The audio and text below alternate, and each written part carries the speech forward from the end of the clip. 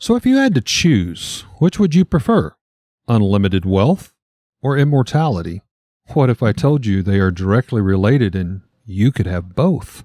First off, we would need the Philosopher's Stone. Yep, just like out of Harry Potter, an item that turned other metals into gold and granted you eternal life. You may have also heard of the Book of Aquarius. Yep, just like that old classic rock song from 1969. This book contains the instructions, however, to creating the Philosopher's Stone. Although the process can take years, the ingredients are common, and the process is really simple. I'd guess you'd have everything you need in your home right now. But you see, the Book of Aquarius is made up of many other books, older, ancient texts and teachings, a collection of lost knowledge, if you will. One of these contributors from such is an ancient artifact, the Emerald Tablet, which contains not only the secret of immortality, but literally the secrets to everything in the entire universe. This knowledge has been around for centuries, but has been hidden away to only a select few, because, well, can you imagine everyone living forever and turning stuff into gold? You see, this knowledge was acquired by medieval alchemists from the Arabs 1,000 years ago, and they got it from the Egyptians 2,000 years before that. But the Egyptians, they got their knowledge 36,000 years before that from the most sophisticated society of all times, the Atlanteans. Join us tonight as Bill and I share our unique art of storytelling on these ancient, mysterious, and hidden subjects. From a child born into this world, we are taught what to believe. Closed-minded we become, fearful to be deceived. Still we desire to know what lies beyond that locked door. The art of the storyteller, conjuring tales of legend and lore. History hidden, lost knowledge, things forgotten and the unknown. These are the things that direct us and will set the tone. Welcome, friends, to another episode of Nightmares on the Lost Highway.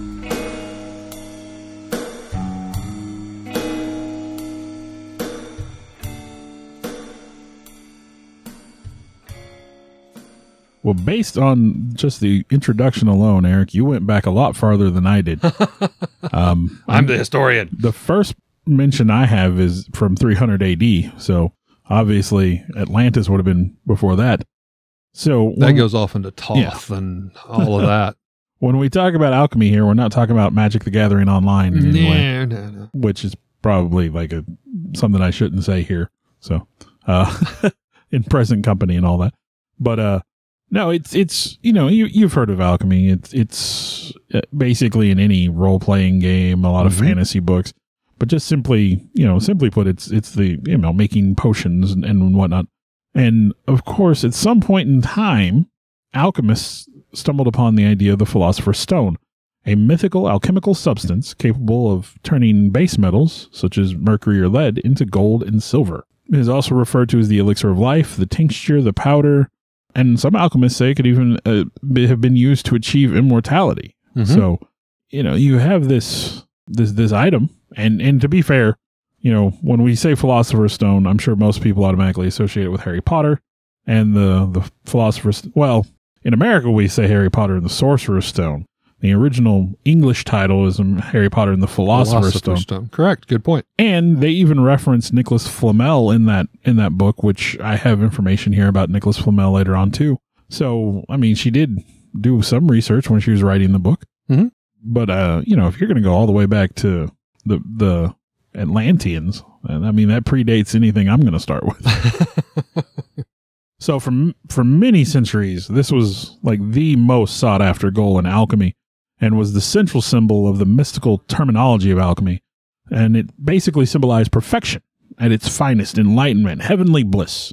Efforts to discover the secrets of the Philosopher's Stone were known as the magnum opus, or the great work of alchemy. And the earliest known written mention of the Philosopher's Stone is in the Shirok Meta by Zosimos of Panopolis in 300 AD. Alchemical writers assign a much longer history to the Philosopher's Stone, which I think Eric will elaborate on a little later. An anonymous author of the Gloria Mundi in 1620 claims that the history of the Philosopher's Stone could go all the way back to Adam. and that Adam acquired this knowledge of the Philosopher's Stone directly from God, and was said to have been passed down through the biblical patriarchs, that would explain the longevity of a lot of the lifetimes of those people talked about in the Bible. Now, the theoretical roots describing the stone's creation can be traced back to Greek philosophy, where the alchemists would later use classical elements in the concept of the anima mundi and creation stories presented in texts like Plato's Timaeus as analogies for their process. Now, according to Plato, the four elements are derived from the common sources or prime materia, the first matter associated with chaos. So, all life, all that we know came from chaos. And there's a lot of mythologies that say that. The prime materia is also the name the alchemist assigned to the starting ingredient for the creation of the Philosopher's Stone. And the importance of the prima materia has been just continues throughout the history of alchemy. Even in the 17th century, Thomas Vaughan wrote, "The first matter of the stone is the very same as the first matter of all things, that prima materia."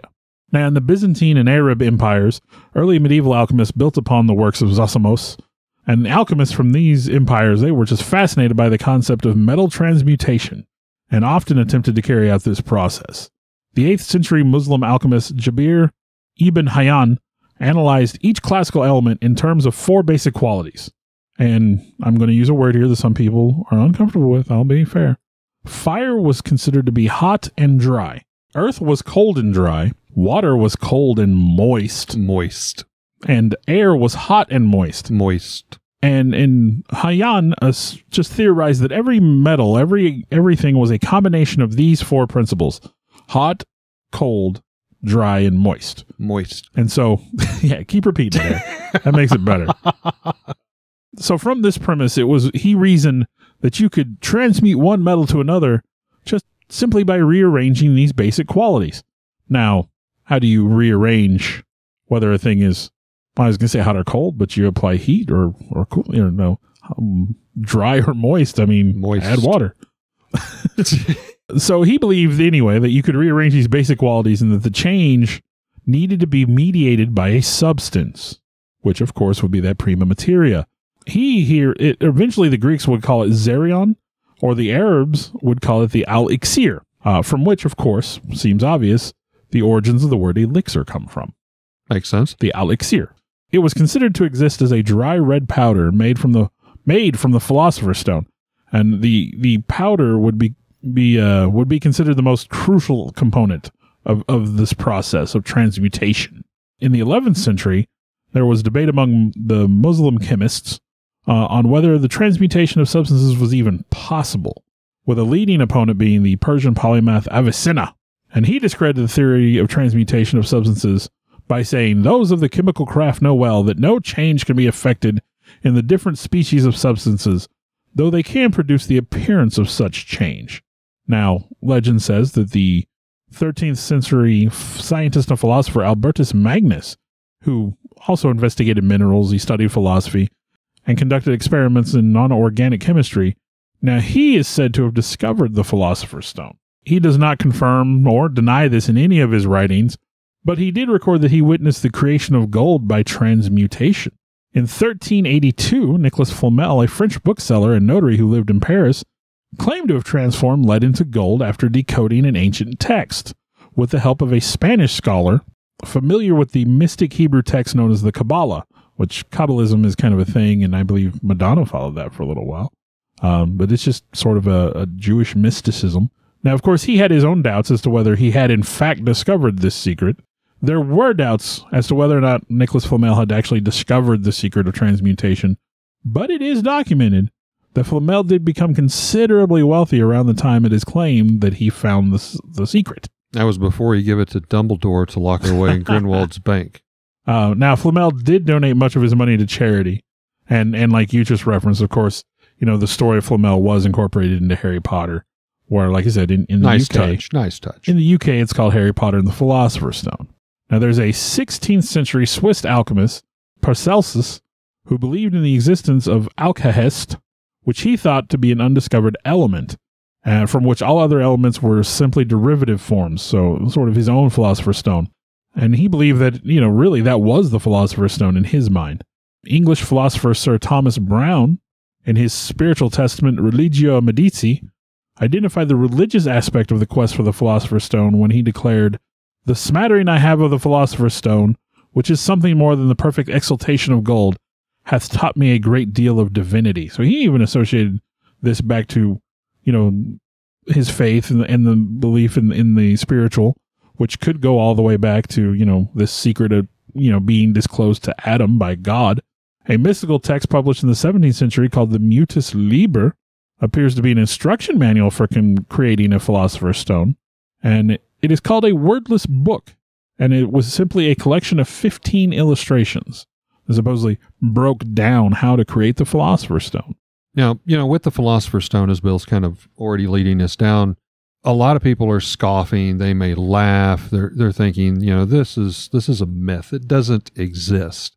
Just to prove how serious that was taken, there are countless examples, but I'm just going to say Sir Isaac Newton, for one, is known, most notably for his contributions in astronomy, physics, mathematics. He also spent 30 years of his life devoted to alchemy with an obsession of the Philosopher's Stone.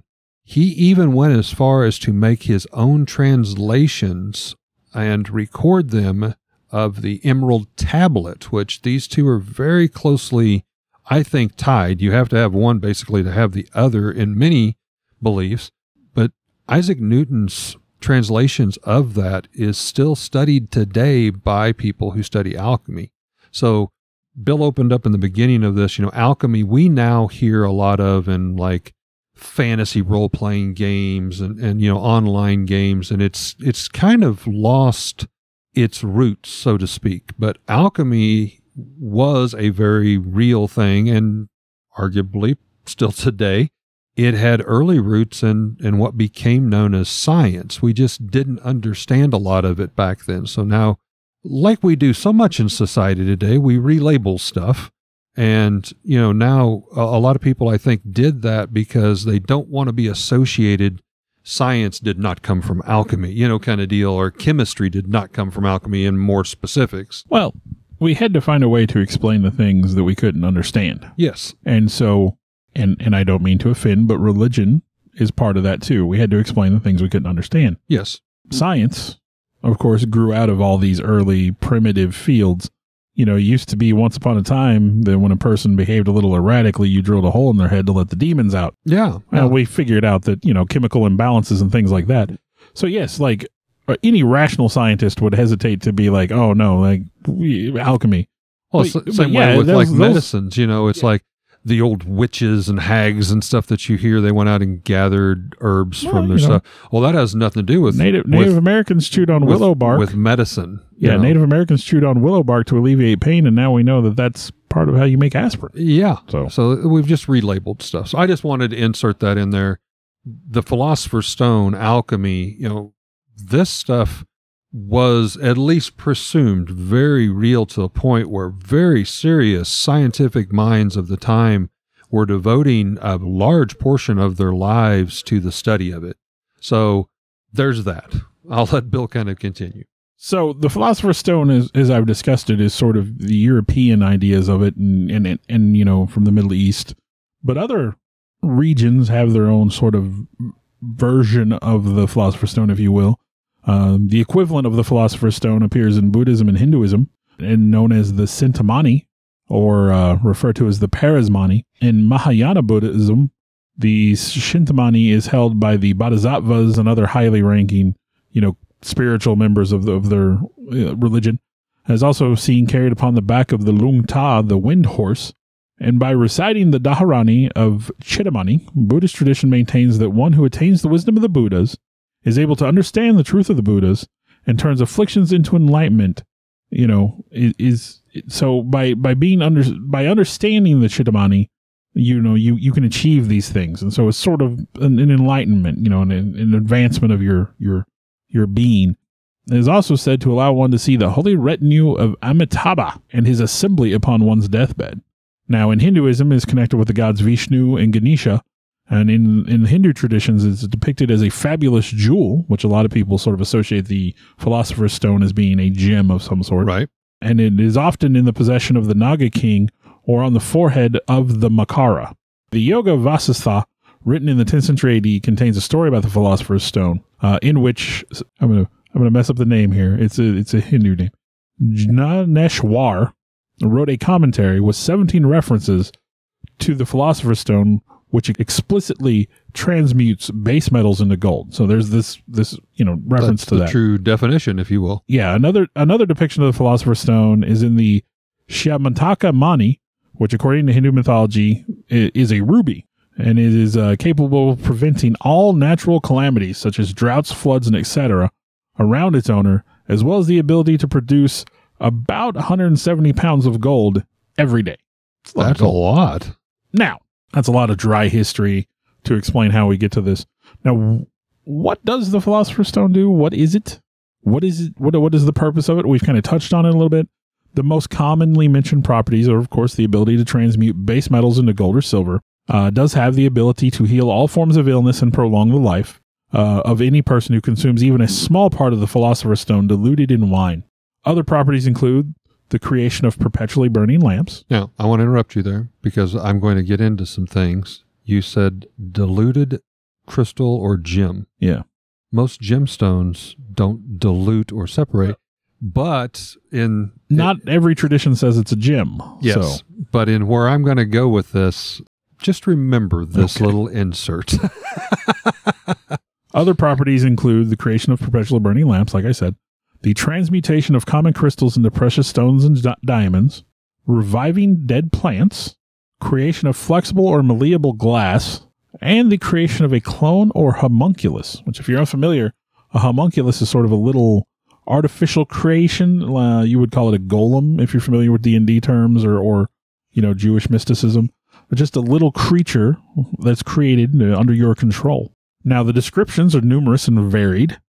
Some say that it is a common substance found nearly everywhere, but unrecognized and unappreciated for its power. According to alchemical texts, the stone of the philosophers comes in two varieties, prepared in almost identical method. There's white for the purpose of making silver and red for the purpose of making gold, with the white being a less matured version of the red. Some ancient and medieval alchemical texts leave clues to the physical appearance of the stone, specifically the red stone, which is most common, but is often said to be orange, like a saffron color, or red when ground into powder. Now, in a solid form, it is sort of an intermediary color between red and purple, or transparent and glass-like. It's said that its weight would be heavier than the equivalent amount of gold, so it seems like a very dense stone. Very dense, heavy. It is soluble in any liquids, supposedly, but incombustible in fire, cannot be burned. Some suggest that the stone's descriptors are sort of a metaphor. Some say different names and attributes are assigned to the stone are not actually, they're interpretations of original texts. Some have different speculations about the composition, the source.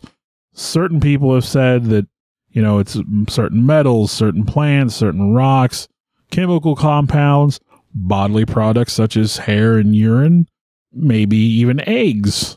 And then the conspiracy theorists are going to say a lot of this is intentionally vague. Muddied water to keep it as a secret.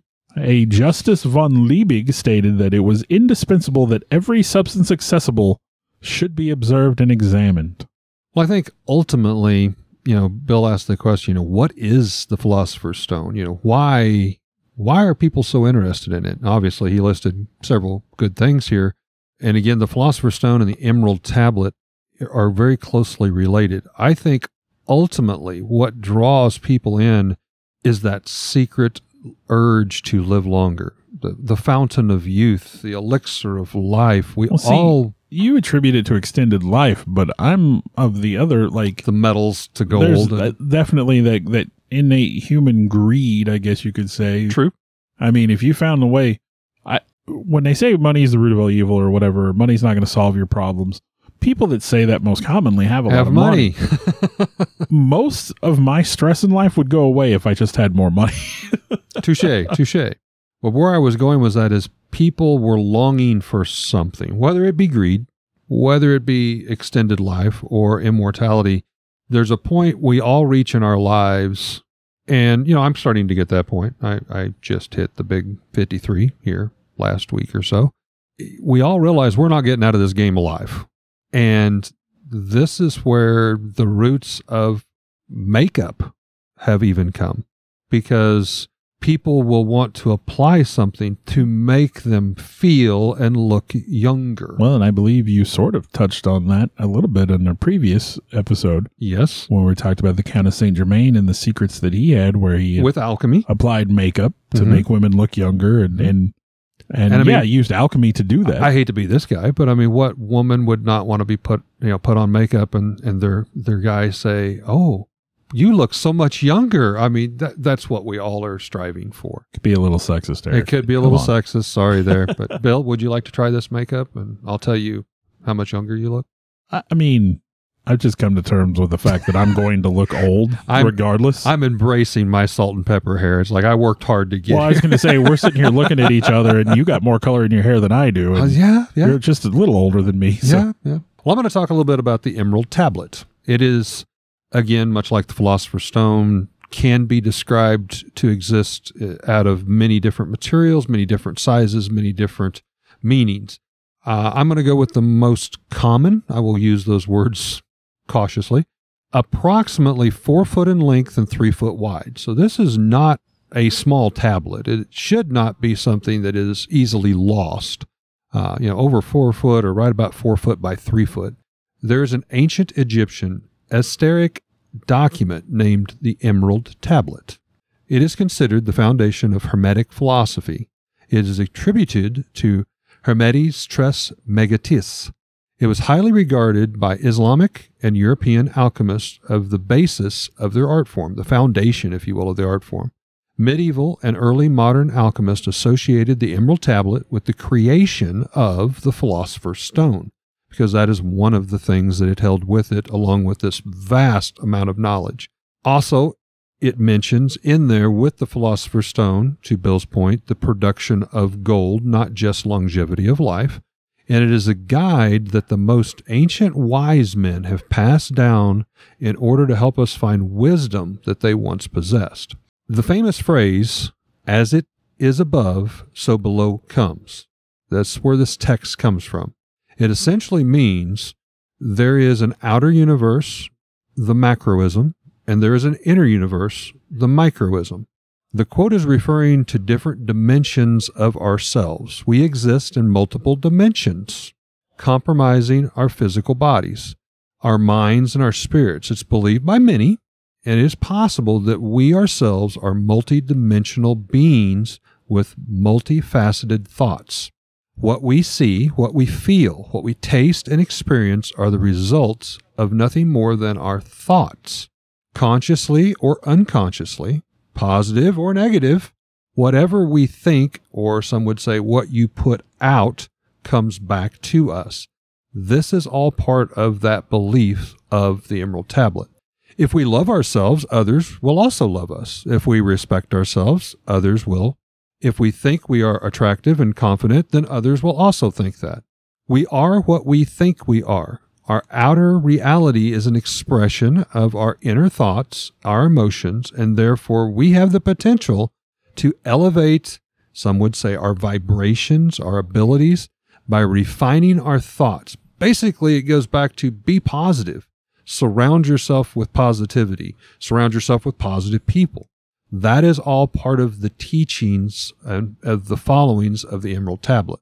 The Emerald Tablet states that, like the sun, who can project vibrant light and energy out and around it, we too can produce the same vibrant light and energy from ourselves and cast that out. Ultimately, we as individuals transform ourselves into like that of the sun, and the sun is considered gold by a lot of old ancient peoples. The sun was made out of gold in jewelry and pieces, but the sun itself was considered gold. And this is the basis of the teachings of the Emerald Tablet that would later be labeled as alchemy or the making of gold, and ultimately describing the Philosopher's Stone. Now, I'm going to take this back to ancient Egypt, because that's probably the first most well-documented spot that we can connect up. And in particular, with a Egyptian deity that some may or may not be familiar with, and that is Thoth. Now, the Emerald Tablet is believed by most to have been written by Jehutne, more commonly known as Thoth. Thoth had many names. Thoth was a very important deity worshipped far before the age of the pharaohs, which would mean before 5000 BC. Thoth was the god of magic, the god of wisdom, the god of the moon. He was usually depicted as a man with a head of an ibis, or a birdman with a very long, thin beak, for those of you who are not familiar with an ibis. We can thank Thoth for creating writing and even hieroglyphics in Egypt. Bet most of you didn't realize that, but he is considered the inventor of all of that we now study and learn most of our history from on ancient Egypt. Thoth even wrote the Book of the Dead. He helped invent science, religion, philosophy, and of course, alchemy. Some even give Thoth credit for creating astrology, mathematics, and civilized government, and even the alphabet. Talk about an overachiever. Thoth, however, really wasn't a god. Heck, he wasn't even Egyptian. He arrived in Egypt many thousands of years ago, before the age of the pharaohs, bringing with him his knowledge and wisdom from that of his own country. Because you see, most people, if you research Thoth, he is believed to be from Atlantis. Now, Plato describes Atlantis as being divided into 10 kingdoms, each with its own government, its own rulers, and its own purpose. One of these kingdoms was the island of Undal, which was the Atlantean center for science and philosophy. Now, Thoth was born 36,000 years ago on the island of Undal, in the city of Kadora, which was a city of scientists and scholars and priests. Thoth was trained by his father, Totme. As a young child, all the way through adulthood, he was trained by his father. Now, Totme was a very important person in Atlantean culture. He was one of what would be considered the children of light. Here we have the reference back to sun again. They were believed to be an advanced race, not a deity, not a god, but an advanced race that chose to live alongside the humans, providing the humans with technology and teachings. Now, some have said these creatures possibly were extraterrestrial, or possibly even the Anunnaki. So while they were not gods, you can see how with all of this knowledge they could certainly appear to be. Now, Thoth's father, Totme, was actually the keeper of the Great Temple, which means he was the messenger who carried knowledge to the humans from all the other children of the light. But these creatures, as stated before, were not gods or immortals. They were born and they died.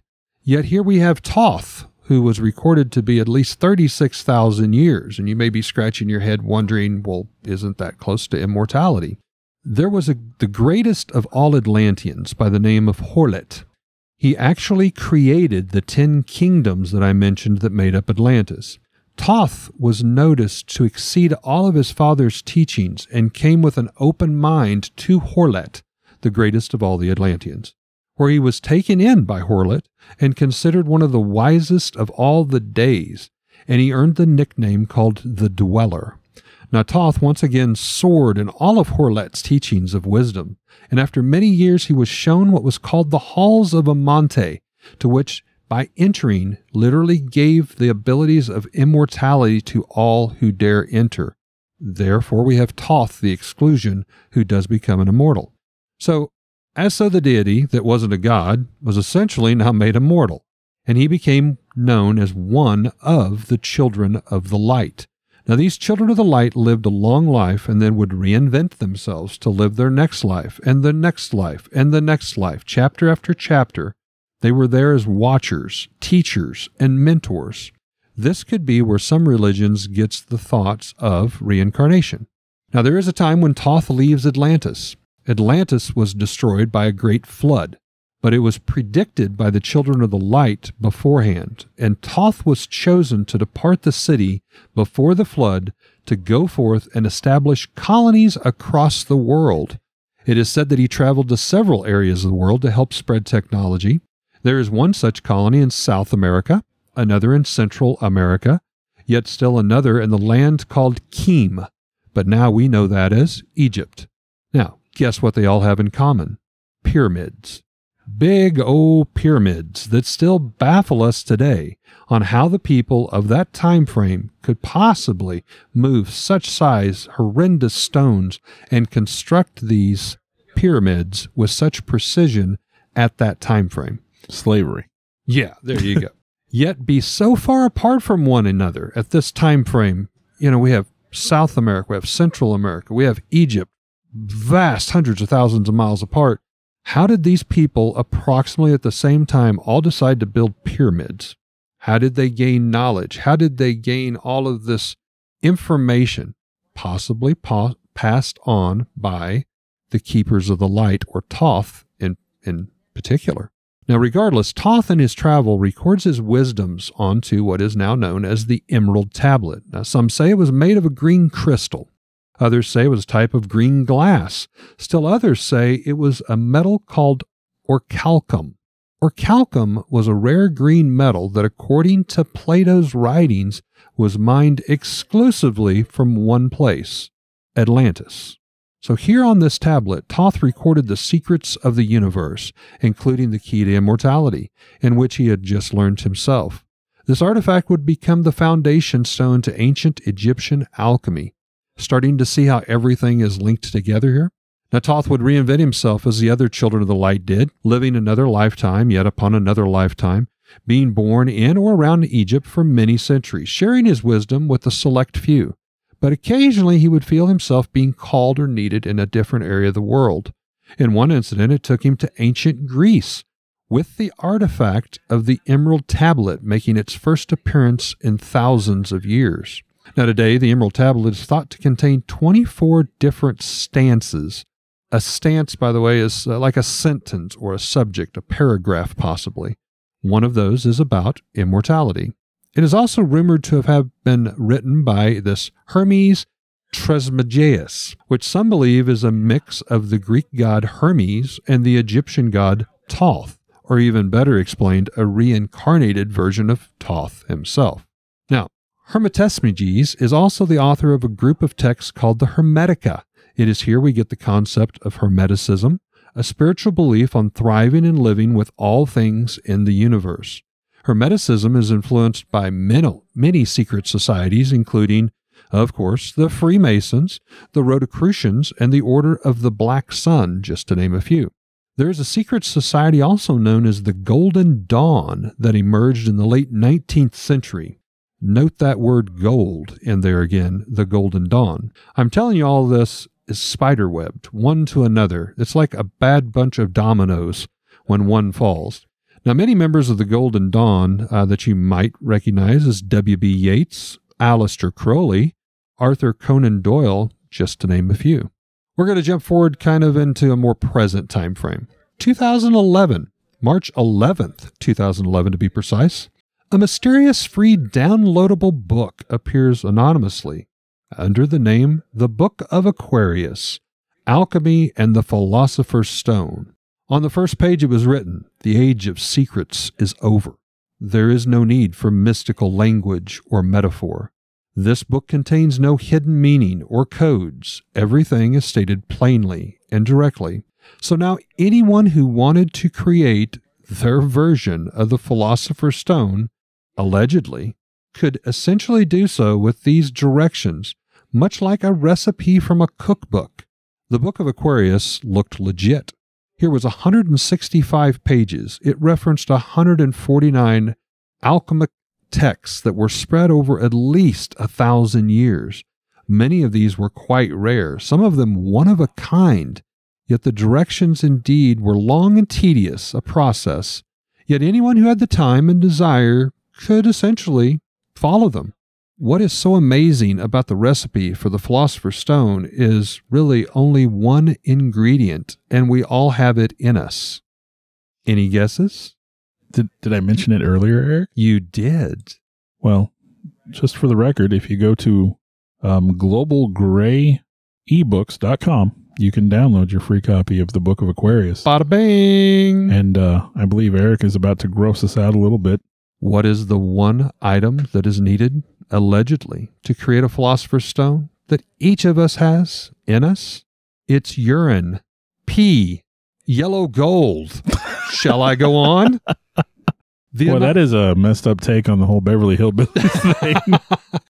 The anonymous contributor to this online forum page asked for no money, anything particularly in return he did not ask for, except for others to share this with as many people as they could, for he was fearful that it would be removed. Now, the contributor would sometimes post in a forum page that actually came birthed out of this to help anyone that was attempting to make the Philosopher's Stone. Now, I got to be honest, Bill. Obviously, we were both around in 2011 very well and on active on the internet. I don't remember this. I don't. Like, this is the first I've heard of it. Now, that's not to say I'm not going to go home and download that book. Like, yeah, right. I'm gonna do that. And start collecting your pee. And start saving my pee. But I don't remember this. For this purpose, I mean. But in the research, folks, I'm not kidding. This seems to have been a real thing that happened in 2011. This guy posted this book, free downloads, didn't ask for any money, nothing. People, of course, they scoffed at it. They laughed at it. I don't know how I missed something like that. I don't either. I don't remember it being this is right up our alley. Come Yeah. on. But even scientists and scholars that went back and studied this downloadable book, there was one individual, and I didn't catch his name, who had one of these very elusive, thought to be one copy. And he's like, this dude quoted out of my book. It's been locked in my safe for 30 plus years. So whoever this guy was, I mean, he seemed to know his Toth. I dare not say poop, but he knew his pee. I had to do that. Sorry. Oh, Eric. Might have to edit that out. It could be tough. It could be. Apparently, there were many that started experimenting with this. And as I said, it was very tedious. You had to collect urine. The Golden Dawn cult that I had mentioned, or religious group, said this was part of those teachings. Because Wasn't Aleister Crowley associated with them? Yes, I actually mentioned him. Dawn apparently is the best time to collect your gold. And it's not like a one-time, hey, I got a vial of pee, so I'm going to go make a Philosopher's Stone. It was something that you had to continually collect over a period of, I think, no less than a year. That's a lot of pee. That's a lot of pee. And you had to constantly keep it at a certain temperature and filter it, and you're adding new to it. And eventually, I'll cut down to the chase.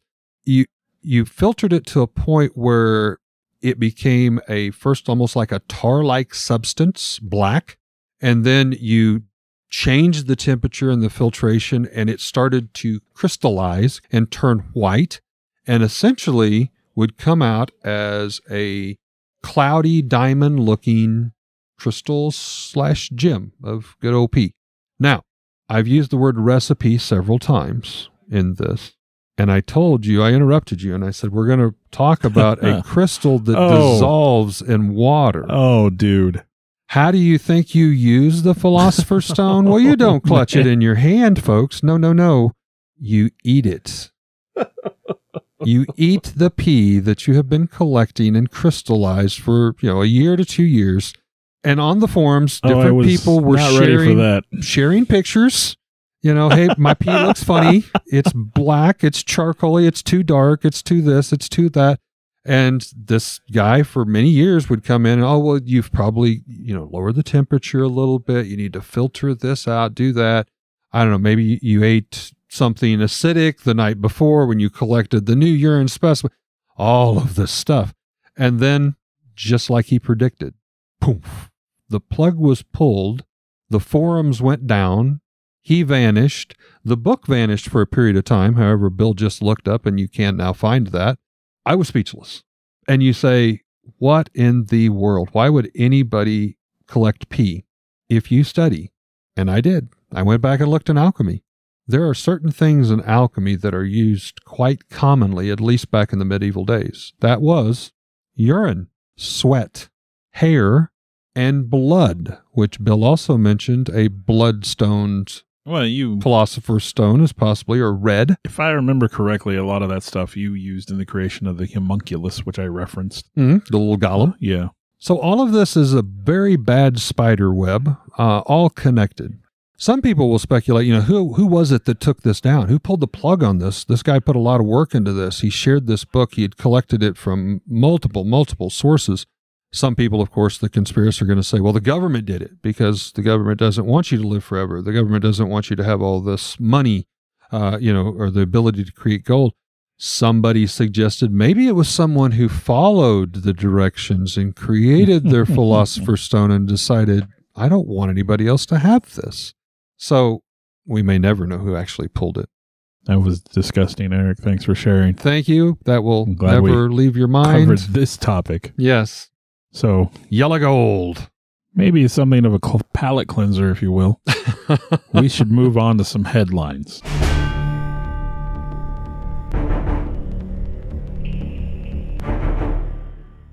My headline comes from June 2023. Also long ago at all, just a few weeks. Australia. A group or a company by the name of Southern Cryonics is newly approved. 50 people have volunteered and signed up to be the first group of Australians to be frozen at their time of death in a new facility being built in the Southern Cryonics Laboratory. This is in a small rural town named Holbrook. After 7 years, they have finally gained government approval for the trial testings of the first 50 volunteers. And the hopes is, of course, that these 50 people will be able to be revived at some point in the future, whether it be 10 years or 100 years from now, and be able to live again in some capacity, whether they need to be cured of a disease or old age, or possibly their minds uploaded into a computer, or whatever that thought of future may be. Just the hopes that future medical and scientific technologies will advance that point. They have stalled that last-ditch effort of youth, of immortality, to try to gain. Now, their bodies are going to be frozen in containers of liquid nitrogen at negative 190 degrees Celsius. The chambers will then be vacuumed of any air contaminations around the body. And in a theory, this body and these conditions that it must be kept at will preserve the body quite well, really an unlimited amount of time, providing those temperatures and conditions are maintained. The volunteers are asked to pay the price of $150,000 for this procedure, as it's being called, as well as $350 a year maintenance and a subscription fee. Because, I mean, hey. Well, you got to maintain it. You got to maintain it or you're shooting yourself in the foot here. Ironically and shockingly, at least to me, many of the Australian life insurance companies are willing to pay for this. I wasn't real sure how I felt about that. So they can get your money later. I guess. I'm not sure, but it's like, $150,000? Yeah, $150,000 to you. They do not want to pay, however, the $350 per year. So that falls back on the family. Now, cryogenics are actually... That's something to leave your family. Here's a bill. Here's a bill. We hope we have the solution in 10 years and not 100 years, because you're going to be paying a long time for many generations. Cryogenics are actually natural. They already exist in natural with creatures. I was going to say in the wild, was it frogs? Yes. And then turtles, some types of fish. They can be totally frozen, which, it explains like frogs and turtles, especially here in Missouri, really anywhere, but, shallow ponds freeze solid for the winter, totally froze solid, block of ice, and then gradually dethaw and just jump right off like nothing ever happened. But it should be noted that, that was with a lot of amphibians. While some scientists and doctors do have high hopes for this procedure being successful, others are not so quick to believe into it.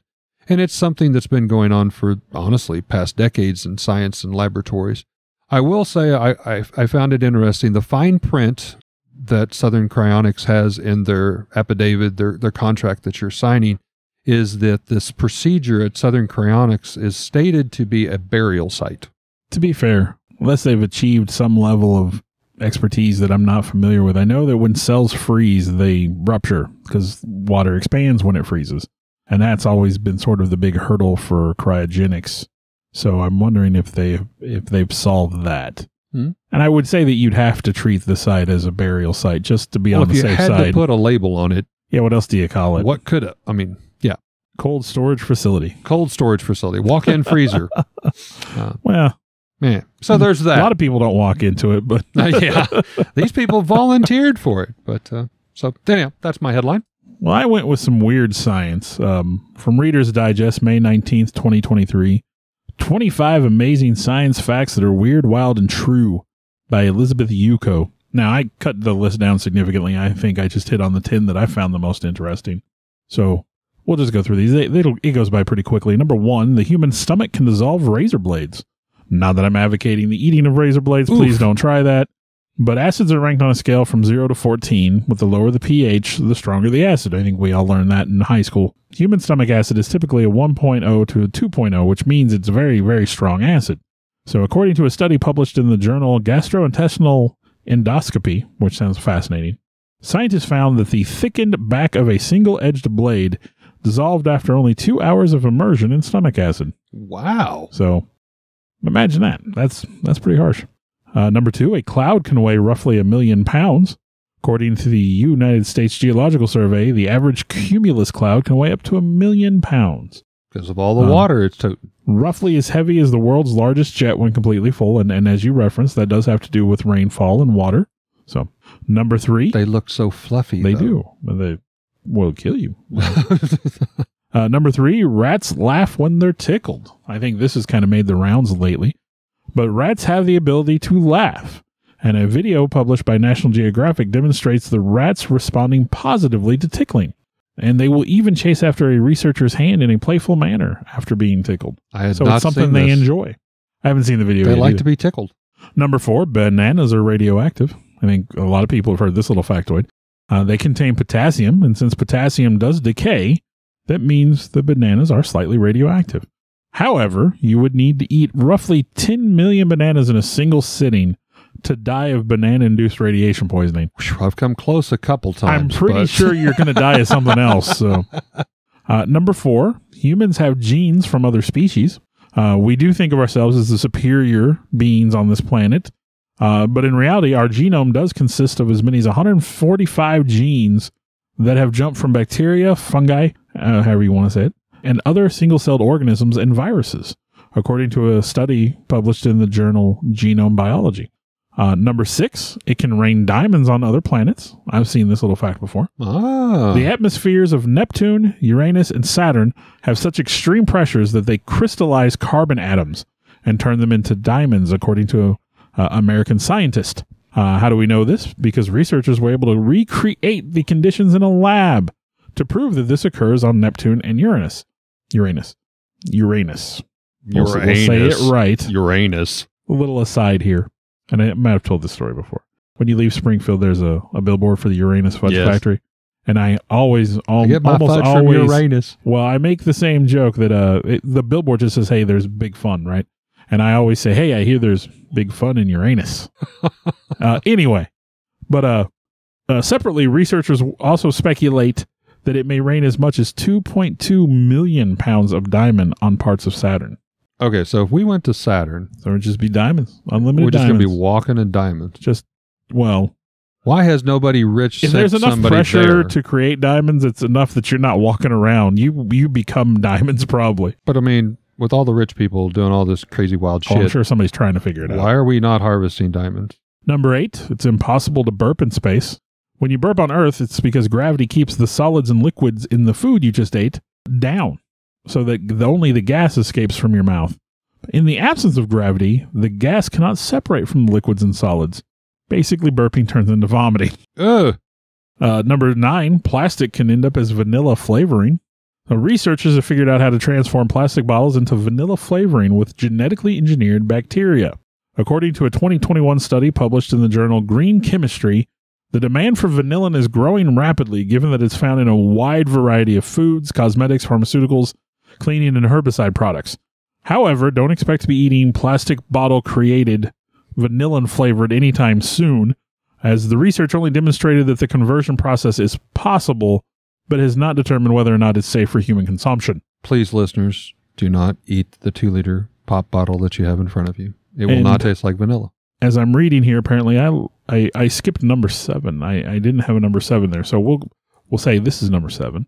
About half of your body is bacteria. Experts estimated that the human body consists of 39 trillion bacteria and roughly 30 trillion human cells, which is about a 1 to 1.3 ratio. So you're just almost half bacteria. Wow. And some people seem like, More you know, bacteria. they might be. In the past, they thought it might be much more, it would be closer to like maybe a 10-to-1 ratio of bacteria to human. That's So, only a few people that we know. yeah. And number 10, and this was my favorite, humans are capable of producing venom. Believe it or not, while we do not currently produce venom, technically we could. And the biology is there. The code is in our DNA. It just isn't turned on. Well, you mentioned our stomach acid Yeah. was so bad. So, I mean, All reptiles and mammals actually have this ability, according to an article published in the journal Proceedings of the National Academy of Sciences. Basically, everything you need to be a venomous creature is in your DNA. It just hasn't been activated, or it's been deactivated, as it were.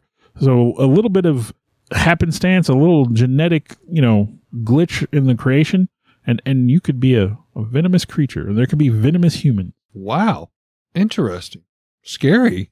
Well, I mean, you go around biting people, then that might be something you want. I don't know. I don't bite a lot of people in my day-to-day. So. I truthfully feel we have checked a lot of boxes with this podcast. We're talking of eating crystallized pee. We have talked about Uranus. We've talked about... no, not mine. Okay, not yours. We've talked about diamonds on planets that no one is harvesting. We've talked about venomous possibilities of human. We've checked a lot of boxes. We covered a lot of weirdness. It was a weird science episode. It was a weird science episode. It's one we hope you all have enjoyed, maybe had a few chuckles and laughs, raised a few eyebrows, and even hit rewind a couple times and say, did they really say that? Thanks for listening, everyone. We appreciate it. That's why I have to have so much to drink. My lips In stick roughly together. a 1 hour episode, I cut out like 2 solid minutes of us going, That's why we don't do this live. and I wanted to, like I said, I was going to bring it in and just play it because it's just like, I thought it was funny. And that would I keep wanting to say exchange. Take 3. I want to take a time to thank the people that helped bring this all together. Alex Tudor, you can almost call him our producer at this point. Sarah Tudor, who also helps with some of the technical stuff. I want to take a moment to extend thanks to Eric for letting us use his space to record in, kind of our makeshift studio. I, in turn, would like to thank Bill for, one, putting up with me and using this camaraderie to do something we both very much love and enjoy doing, and thank Bill's family for allowing him to spend all the time to work and clean up our recordings and present them in what you hear in the final terms, the final edition, if you will. And I'd like to thank all of you for continuing to listen. I know we've got some loyal followers out there. We do this as a labor of love, but we're happy that there are people that enjoy it hopefully as much as we do. Thank you very much.